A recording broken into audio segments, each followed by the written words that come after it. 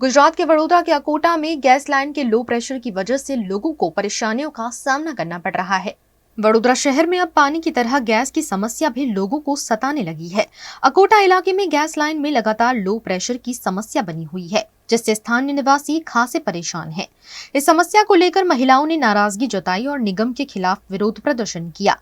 वडोदरा के अकोटा इलाके की एसोसिएट सोसाइटी में घरेलू गैस आपूर्ति में लगातार लो प्रेशर की समस्या बनी हुई है। वार्ड नंबर 12 और आसपास के इलाकों में गैस सप्लाई प्रभावित होने से महिलाओं को काफी दिक्कतों का सामना करना पड़ रहा है। અમારે 6 મહિનાથી ગેસ નથી આવતો। રસોઈના ટાઈમે જ બરાબર ગેસ જતો રહે છે। સવારે 8 વાગ્યામાં જતો રહે તો 12 વાગ્યા સુધી નથી આવતો અને બપોર વચ્ચે ના જરૂર હોય ને ત્યારે 2 થી 6 ફાસ્ટ આવે છે અને રસોઈના ટાઈમે જ ધીમો થઈ જાય છે। રાત્રે તો 10 થી સવારે 6 વાગ્યા સુધી સાવ બંધ હોય છે, એકદમ જ બંધ। કોઈ મહેમાન આવે ને તો પણ તકલીફ થાય બહુ જ। અમારા અહીંયા 80 મકાનો છે, એમાં એ લોકો 6 મહિના પહેલાં ચેક કરવા આવ્યા હતા। પછી એવું કહ્યું કે તમારે આખી લાઈન ચેન્જ કરવી પડશે। અમે ના પાડી બદલાવાની, છતાં ત્યાર પછીની આ ગેસ લાઈનનો બહુ જ પ્રોબ્લેમ આવે છે। ગેસ એકદમ ધીમો આવે છે, બધાના ઘરેથી કમ્પ્લેન છે। તો જુઓ શું થઈ શકે છે, જુઓ બધાને એક ઘરેથી બધાએ કમ્પ્લેન કરી પણ કોઈ એનો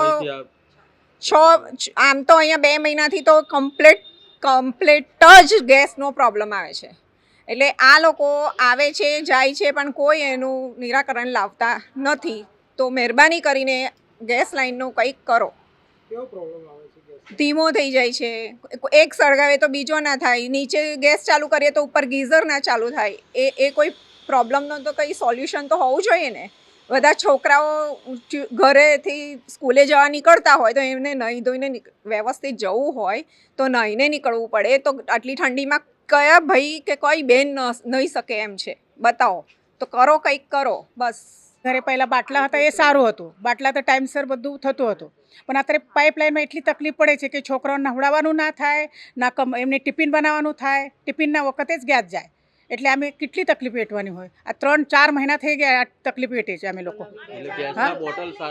પહેલાં સારા થતા ને બોટલ, અમે જ્યારે વાપરતા હતા બીજા, અમે અત્યારે 4 વર્ષ રહેવા આવ્યા છે। નવી પાઇપલાઇન છે અમારી, તો એ જૂની છે એ વાત જુદી હોય, પણ અમે તો 4 વર્ષમાં નવી પાઇપલાઇન નાખેલી છે।